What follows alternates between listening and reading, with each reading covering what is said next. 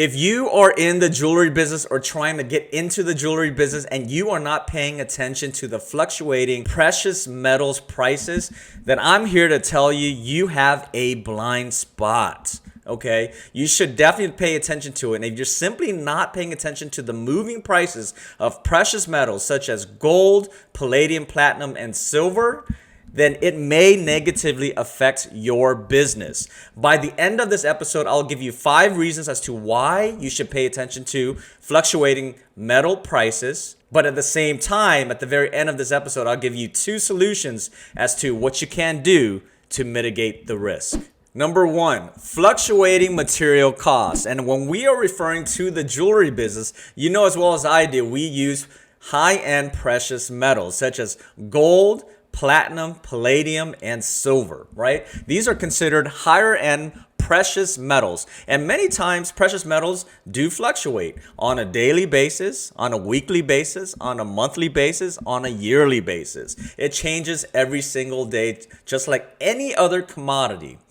And when it comes to precious metals, it changes quite significantly during very uncertain times, such as during a recession, during a depression, during wartime, and at the same time, during times like COVID, the pandemic, right? So when there are times of high uncertainties, precious metals do tend to increase. Sometimes it may increase 10, 20, 30, and even 40%. So in these types of situations, what do you do as a business owner when your cost of material, in this case, cost of gold, cost of silver, cost of precious metals has gone up? This ultimately means that your production cost has gone up, which will reduce your profit margin, meaning that you will have to either 1, sell more items to make the same profit, or 2, potentially not even make a profit,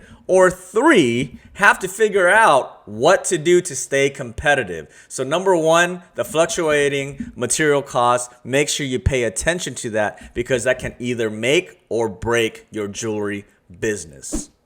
Number 2, pricing and profitability. Now, this actually correlates with number 1 quite a bit.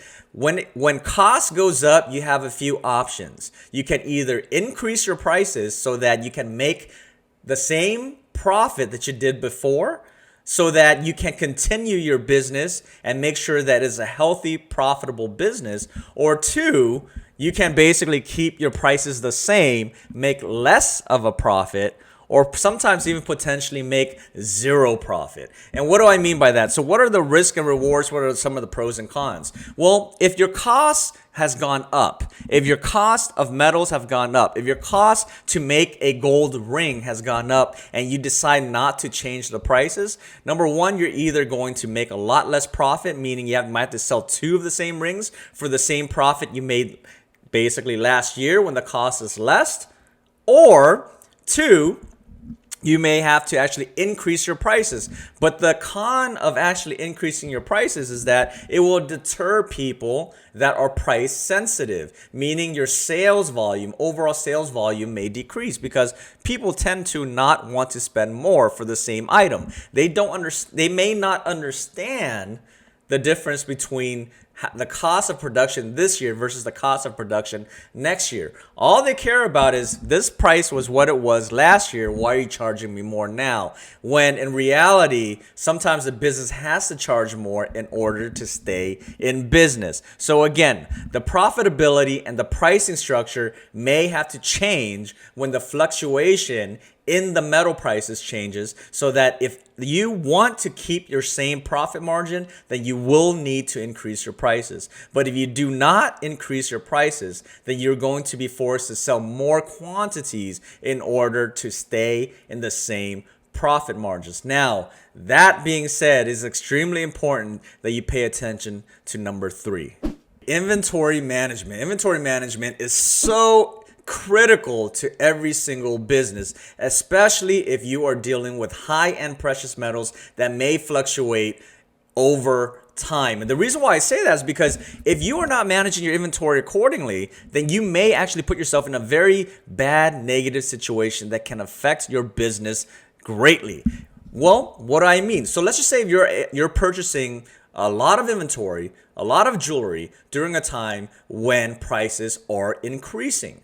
What do you do? How do you price it? Well, if prices continue to go up, do you adjust that price accordingly? And if you don't manage your inventory accordingly, then you may end up selling the jewelry for less than the production cost. And I can't tell you how many times here at Fire and Brilliance where during times of uncertainty, such as during the pandemic or during a slight recession, where the prices of metals has gone up, we did not change our prices in our inventory. So people were able to make purchases on our website. And by the time we produced the jewelry, we manufactured it, the prices were actually less than the production cost, which made us just eat the cost because we still want to honor the sale, right? We still want to honor the sale of the customer and make sure that they're happy. But at the end of the day, we didn't make a profit. Matter of fact, we made a loss. So it's extremely important that you manage your inventory. It's extremely important that you manage how much each piece,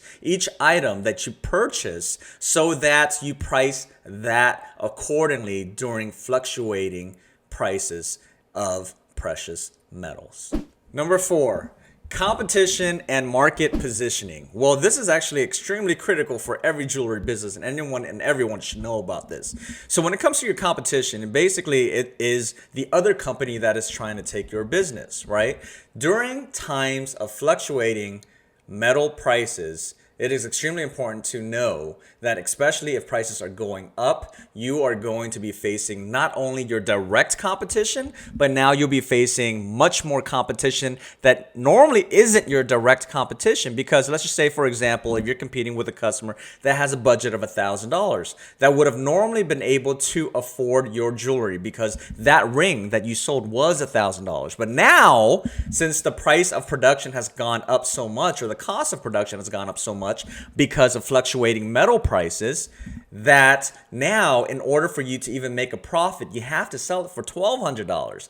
That person with the budget of $1,000, if they can't have any, or if they do not have any wiggle room, then they will have to find an alternative option. And what are some alternative options? So let's just say if you only sell expensive metals such as silver, gold, platinum, and platinum, then they may have to go with a different option that is more of a fashion jewelry, or some other type of imitation jewelry, or some other type of lower price metals such as contemporary metals, in order to fit their budget.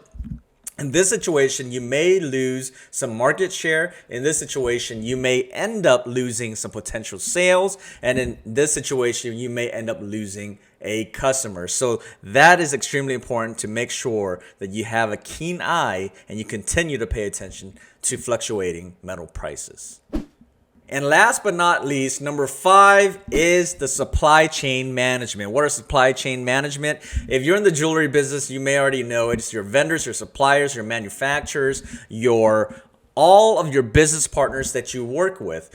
Basically, during times of increasing prices, increasing costs of precious metals, and even gems and jewelry for that matter, it may be much harder, much more difficult to negotiate with your manufacturers, your suppliers, and your vendors, because at the end of the day, everyone has to eat. Everyone has to make a profit. Everyone has to make sure they stay in business. So during these times, there may be no wiggle room. They may not be able to give you that bulk discount. They may not be able to provide you that better deal that they otherwise would have if they had more room to work with. So during these times, it's extremely important to make sure that you have a good relationship with your suppliers.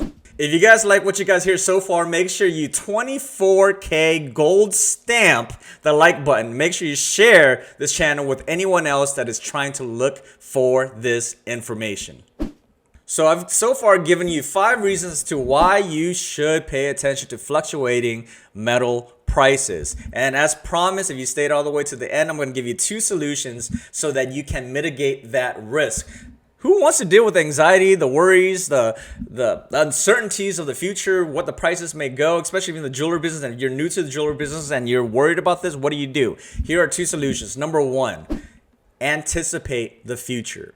I understand this is a weird answer, but let me go ahead and explain. No one has a crystal ball. No one knows what the future will hold. No one knows where prices will go. However, if you study the past, then it is a good predictor of the future. It is not 100% correct. It is not 100% accurate, but you can definitely predict the future. As I mentioned earlier in the episode, precious metal prices tend to go up during very uncertain times, such as a recession, a depression, during wartime, during times of a pandemic that happened a couple of years ago. Any times where there are a lot of uncertainty, many investors will actually go in and purchase precious metals. And the reason why they purchase precious metals is because it is a metal that holds value. It is something that has been holding value for centuries and centuries and centuries. So during uncertain times, they want to put money into certain investments, and precious metals is one of those items. Now, obviously, the past is not 100% accurate predictor of the future, but if you want to learn from the past, you may be able to get some part of that future correctly. So if you can anticipate the future, let's just say, for example, if you know that an event in your country, an event in your business, an event in society is about to happen, such as the recession, a depression, or something like that, and you're anticipating the cost of precious metals may go up, then in this situation, it might be wise that you stock up now in your jewelry business. So for example, if you are in the jewelry business and you sell precious gems and jewelry, or you sell finished jewelry, then you may want to stock up. You may want to stock up on an additional couple of gold rings, a couple of silver necklaces, a couple of platinum earrings,